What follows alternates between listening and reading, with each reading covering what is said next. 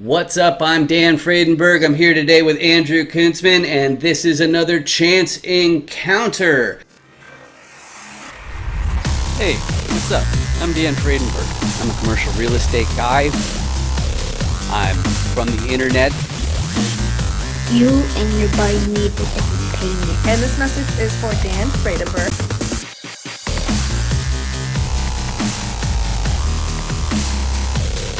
Oh shit, I'm talking to Dan? What's good, Dan? Man, I've been wanting to meet you. Front of a house. It's going to be torn down soon. I understand that there are power lines that are getting kind of close. What's up again? This is Dan Fredenberg, and that there is we're seeing more properties like this being built. Let's do some stuff. Talk to you later. Bye.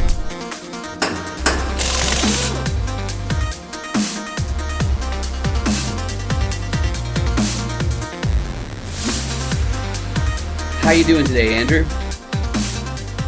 Not good, huh? I had a call. I'm going to turn my do not disturb on. And it switched my Bluetooth, so I didn't hear anything you said. I'm sorry. That's cool. I just said that I'm here with Andrew. I wanted you to practice. No, you want me to practice? Nah, I got the powers of editing. I can remove all this stuff and do it on later. So, but how you doing today? I'm doing great, Dan. Thanks for having me. This series here of Chance Encounters, it's a lot of them are with strangers. You and I, we've spoken a few times before, but the whole idea is to quickly get a finger on what is your motivation for your next apartment deal, and what role would you play in the next apartment deal. So, but first, can you tell the audience a little bit about yourself, please, Andrew? Sure. Yeah, my name is Andrew Kuntzman. I'm a disabled vet from Air Force Special Operations. Been out now for almost 11 years, and got into real estate investing 2 years ago, mostly on passive side, hard money loans. Started learning about the space, and I was like, I want to start doing this for myself. So I went from the hard money side to a little bit more active and got on passive LP deals and continued to learn, and been doing a few things with single family, using my VA loan for a house hack. I am a commercial roofer by day. So I do commercial and multifamily roofing nationwide. So I get to work in the real estate space pretty much all day long, every day, whether it's through roofing or the investing side. Mm-hmm, mm-hmm. And have you ever been able to swing, like an equity deal as part of a roofing job? So far, not yet, but it wasn't until last year that I really started working with investors on a close first name basis.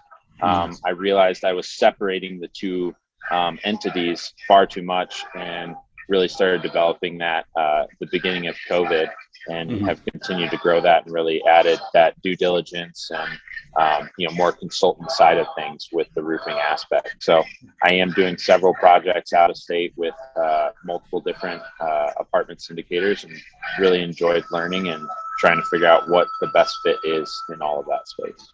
Mm-hmm. But that is something that you'd be receptive to, right? Like if someone in the audience has a building where it's got severe roofing issues, if they want to lower their costs and then cut you in on the deal, that's something you'd be receptive to, or would you be like, take a hike? Yeah, absolutely. I'm always open to being creative. I think that's one of my favorite things to do, is just figure out how to get deals done. So if it makes sense, I'm certainly open to it. And partners I have in the roofing industry are also investors as well. So, I think our company really understands where we need to go and what needs to be done, and look at things from a different perspective than the traditional roofer. So I think that's given me a pretty big leg up on that side of things. Right. And contractors would be wise, especially if they're coming from contracting into doing deals. They'd be wise to still go to the expert rather than trying to say, it's like, well, I build stuff all the time. There's things in every industry that only experience can provide it.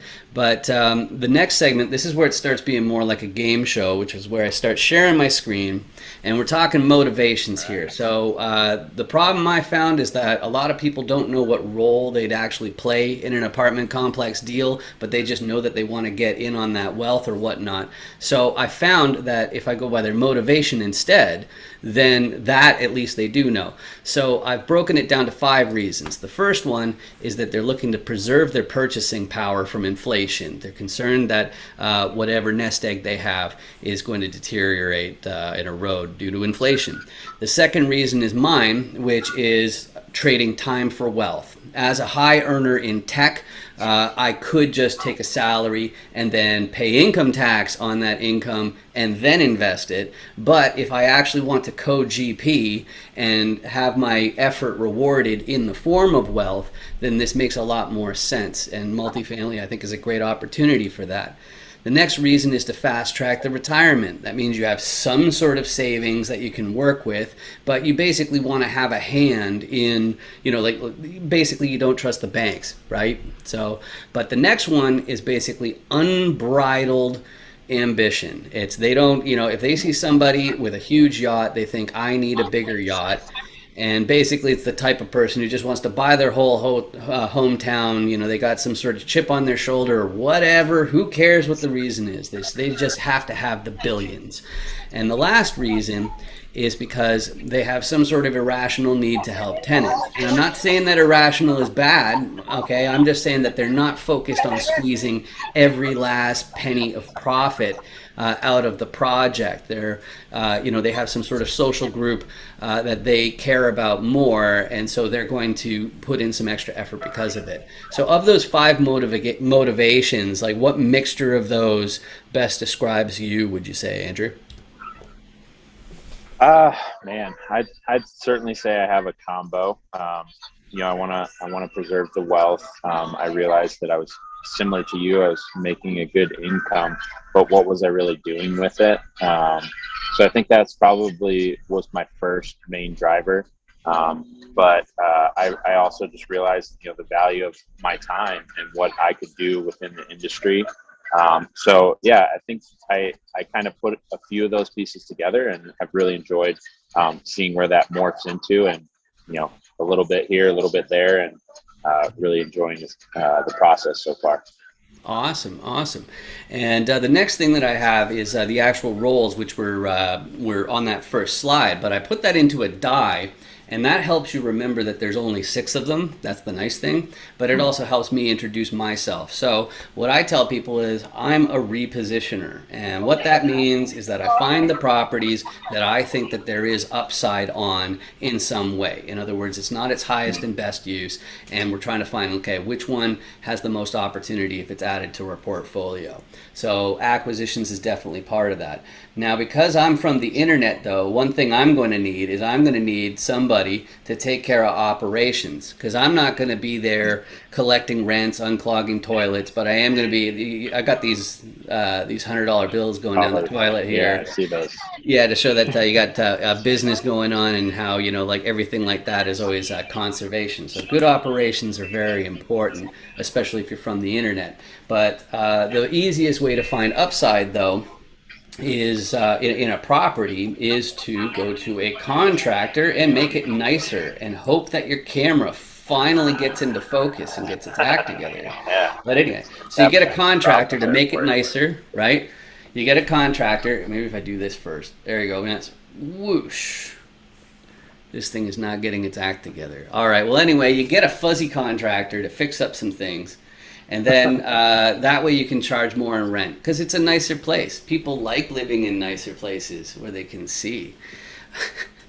Anyways, so you've got the property in mind. You've got the person to do the operations. You got the team to do the contracting. And the one thing that you're going to miss if you are from the internet, actually, I know how to fix this. I know exactly how to fix this. I just do something like this. Change camera angles. Boom. Holy smokes. So I'm a Way to repositioner. Exactly. So I'm a repositioner. I got my contractor to make it nicer so I can charge more in rents. I've got the operations to make sure collections are as high as they can be, our operating expenses are low, blah, blah, blah, blah, blah. But you are still going to need boots on the ground. You're going to have somebody who can drop by and make sure that the operations guys are actually doing their job and they're not just paying lip service. And the biggest, scariest thing for me is making sure that you don't let your operations guy try to do the contractor work, because you're going to get a lot of Mickey Mouse stuff. But anyway, so that's the running the deal. That's the team. And then all you have to do is you have to go to the financier, in other words, the bank, and say, hey, lend us a whole whack of money so we can buy this building. And they'll say, okay, I see your team. Okay, I see the numbers, all that kind of stuff. But who's your sponsor? And then you say, your what? And the answer is, dun, dun, dun, your sponsor. That's a person who already owns a similar asset and has a net worth of at least the value of the loan. You have to have one, or else the financier is going to say no. So those are the 6 roles that somebody will have in an apartment complex deal. So right now, where would you describe yourself? Like, what combination of the sides? Yeah, I would say that for the most part, I would line up as either the financier from the um, standpoint of my personal investments in multifamily, and then obviously as a contractor, I of course do contracting work, um, and then depending on the space and which region, we do have boots on the ground in many of those locations, and are able to help with some of the local aspects for people. That's awesome. So the last question, the last 2 questions I usually ask are one is if you could describe the perfect person for you to help without breaking any SEC rules, of course. So if you could describe which person in real estate you could help more than any other category of person who's involved in real estate directly. Sure. Yeah, I mean, I think from the contractor standpoint, like I said, because I do have that investment background, I am able to help investors, both sponsors and the operations, in ways that most other roofers are not. Most roofers will come and just say, "Oh yeah, you definitely need this roof replaced, no matter what." I'm going to shoot it straight. I know how long a group is planning on holding a property typically, and I can either see if there's a band-aid that they can put on to make it last and still have the value they need. And I just shoot it straight. So I'd say that's probably my biggest value add. And then when it does come to a time where you do need replacement, we are very good at getting the max value out of that, whether that's the RTUs, the air handlers all replaced, siding, windows, whatever additional that needs to be on that claim. If you're paying for insurance, you might as well use it, right? So I'd say that's probably my biggest value add on the contractor side. And then I'm always looking at good deals to put my equity, my money to get equity in projects. So whoever's got deals and wants, some money, I'm always looking. Doesn't mean I'm going to do every one, but I certainly enjoy that process.